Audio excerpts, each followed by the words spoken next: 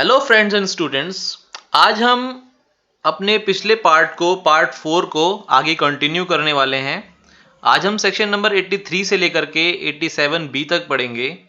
इसके अंदर हम पढ़ेंगे जो सूट्स होते हैं वो एलियंस के अगेंस्ट या फिर फॉरेन रूलर्स के अगेंस्ट या एम्बेसडर्स के अगेंस्ट या एनवीओ के अगेंस्ट कैसे डाले जाते हैं, वो कैसे सू कर सकते हैं और उनके अगेंस्ट कैसे हम उन्हें सू कर सकते हैं। तो चलिए आज के अपने इस वीडियो सेशन को स्टार्ट करते हैं, जो है हमारा पार्ट 4 सूट्स इन पर्टिकुलर केसेस। सबसे पहले हम शुरू करते हैं सेक्शन नंबर 87 ए से। सेक्शन नंबर 87 ए के अंदर कुछ डेफिनेशंस दी गई हैं, पहले उनको समझना जरूरी है अगर हम सेक्शन नंबर 83 से लेकर के 87 तक समझना चाहते हैं। तो सेक्शन नंबर 87 के अंदर हमें बताया गया है सबसे पहले फॉरेन स्टेट के बारे में। फॉरेन स्टेट क्या होता है? कोई भी स्टेट जो इंडिया के स्टेट, यहां पर हम कंट्री को स्टेट कह रहे हैं, तो इंडिया को छोड़कर जो भी स्टेट होगा और जिसको हमारी सेंट्रल गवर्नमेंट ने यानी कि यूनियन ऑफ इंडिया ने, हमारी सेंट्रल गवर्नमेंट ने रिकॉग्नाइज्ड कर रखा होगा, उस कंट्री को हम फॉरेन स्टेट कहेंगे। Foreign state means any state outside India, जो भी स्टेट इंडिया के बाहर है, which has been recognised by the central government, जो सेंट्रल गवर्नमेंट के द्वारा रिकॉग्नाइज्ड की गई है। ऐसे स्टेट्स को हम फॉरेन स्टेट्स कहते हैं। और सेकेंड पार्ट में बताया गया रूलर। तो रूलर क्या होता है?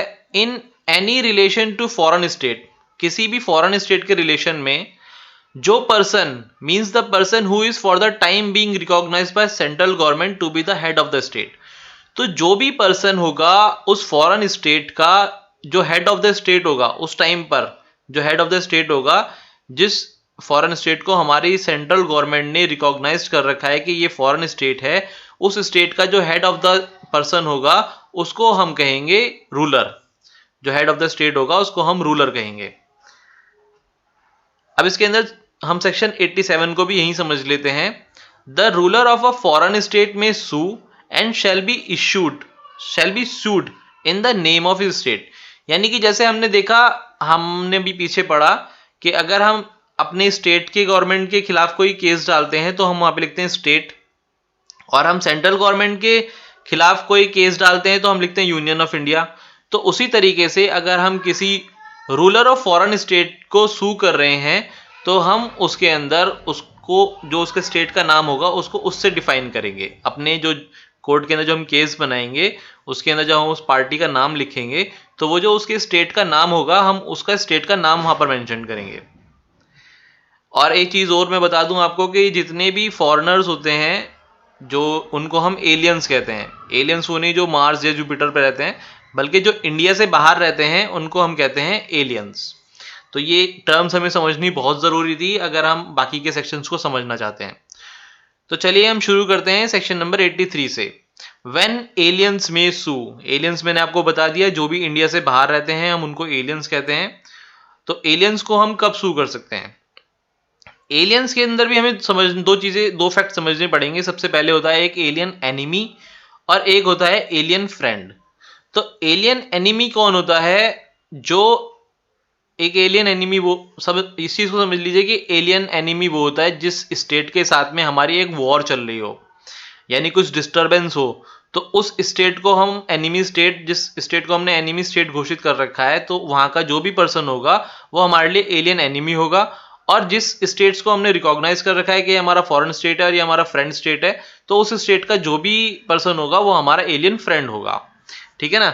तो अब हमारा जो एलियन एनिमी है, if alien enemy residing in India he may sue only with the permission of central government. अगर हमारा कोई एलियन एनिमी है, उसको सू करना है किसी को, तो वो ऐसे ही सू नहीं कर सकता किसी भी कॉम्पिटेंट कोर्ट के अंदर जाकर के। उसको सबसे पहले हमारी जो सेंट्रल गवर्नमेंट होगी उससे जाकर के, यानी कि इंडिया की जो गवर्नमेंट होगी, हमारी सेंट्रल गवर्नमेंट होगी, उससे जाकर के पहले परमिशन लेनी पड़ेगी कि मैं जी इस मामले में मैं सू करना चाहता हूं, मैं कोर्ट के अंदर केस डालना चाहता हूं। तो अगर उसको वो परमिशन ग्रांट होती है तो ही वो एलियन एनिमी हमारे किसी कोर्ट के अंदर जाकर के केस फाइल कर सकता है, वो किसी को सू कर सकता है। और अगर एलियन फ्रेंड को केस डालना है तो alien friend may sue in any court otherwise competent to try it. अगर वो जो एलियन फ्रेंड है उसको किसी परमिशन की जरूरत नहीं है, वो किसी भी कॉम्पिटेंट कोर्ट के अंदर जाकर के अपने केस को डाल सकता है और सू कर सकता है। But the alien enemy residing in India without such permission और रिजाइडिंग इन फॉरेन कंट्री, यानी कि अगर एलियन एनिमी है वो या तो इंडिया के अंदर रह रहा है या फिर किसी फॉरेन कंट्री के अंदर रह रहा है, लेकिन उसको वो परमिशन नहीं मिली है, तो shall not sue in any such court. अगर उसको सेंट्रल गवर्नमेंट ने परमिशन नहीं दी है तो फिर वो किसी भी कोर्ट के अंदर सू नहीं कर सकता। ठीक है, अब हम अपने अगले सेक्शन के ऊपर आते हैं, section number 84, when foreign state may sue. अब foreign state may sue in any competent court, foreign state जो है वो किसी भी कॉम्पिटेंट कोर्ट का सू कर सकता है। इसका प्रोविजन कहता है, provided that the object of the suit is to enforce a private right vested in the ruler of such state और any officer of such state in his public capacity. अगर किसी का प्राइवेट राइट का हनन हो रहा है by the ruler of such state या फिर किसी पब्लिक कैपेसिटी के अंदर किसी ऑफिसर के द्वारा, तो फॉरेन स्टेट आकर के कॉम्पिटेंट कोर्ट के अंदर सू कर सकता है। ठीक है ना। अब हम आते हैं अपने सेक्शन नंबर 85 के ऊपर, person specially appointed by government to prosecute और defend on behalf of foreign ruler. अभी कहता है कि जो सेंट्रल गवर्नमेंट होगी वो at the request of ruler of a foreign state, ruler जो होगा, जो हेड ऑफ द स्टेट होगा किसी फॉरेन स्टेट का, उसकी रिक्वेस्ट पे, अगर उसकी कोई रिक्वेस्ट आती है तो सेंट्रल गवर्नमेंट क्या करेगी, एक प्रोसिक्यूटर यानी कि एक एडवोकेट अपॉइंट करेगी on behalf of such ruler, by order appoint any person to prosecute और defend any suit on behalf of such ruler. जो अपॉइंट किया जाएगा प्रोसिक्यूट करने के लिए और डिफेंड करने के लिए कोई भी सूट उस रूलर का। And any person so appointed shall be deemed to be recognized agent by whom appearance, act, application under the code may be made or done on behalf of such ruler. अब हम देखते हैं अपना section number 86। 86 क्या कहता है? 86 कहता है against foreign ruler, ambassador and envy.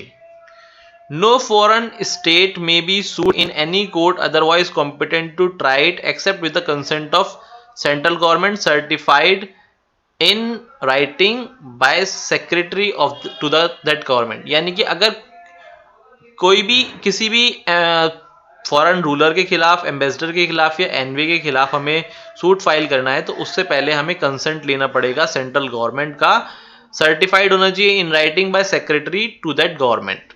ठीक है ना। तो आज हमने 83 से लेकर के 87 तक हमने पढ़ा है। So I hope you like this video and thanks for watching my video. अगर आपको वीडियो अच्छी लगी है तो प्लीज़ चैनल को सब्सक्राइब करें और वीडियो को लाइक करें। Thank you.